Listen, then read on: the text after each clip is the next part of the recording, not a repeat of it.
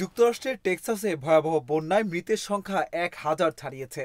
নিখোঁজ রয়েছেন অনেকে। নিখোঁজদের উদ্ধারে কাজ করছেন উদ্ধারকারীরা।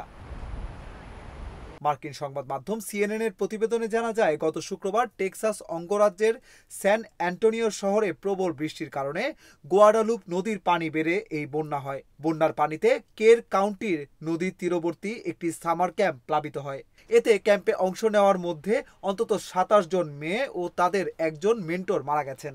এছাড়া আরও ১০ জন ক্যাম্পার ও একজন মেন্টর নিখোঁজ রয়েছেন। বন্যায় সবচেয়ে বেশি ক্ষতিগ্রস্ত হয়েছে কের কাউন্টি। শিশুসহ সেখানে অর্ধশতাধিক মানুষ মারা গেছে। প্লাবিত হয়েছে বাড়িঘর, রাস্তাঘাট ও ব্যবসা প্রতিষ্ঠান।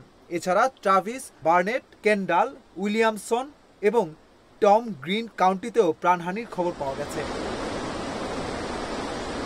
কের কাউন্টির বন্যাকে বড় ধরনের বিপর্যয় বলে ঘোষণা দিয়েছেন প্রেসিডেন্ট ডোনাল্ড ট্রাম্প। পরিস্থিতি পর্যবেক্ষণে আগামী শুক্রবার টেক্সাস সফর করার পরিকল্পনা করছেন তিনি।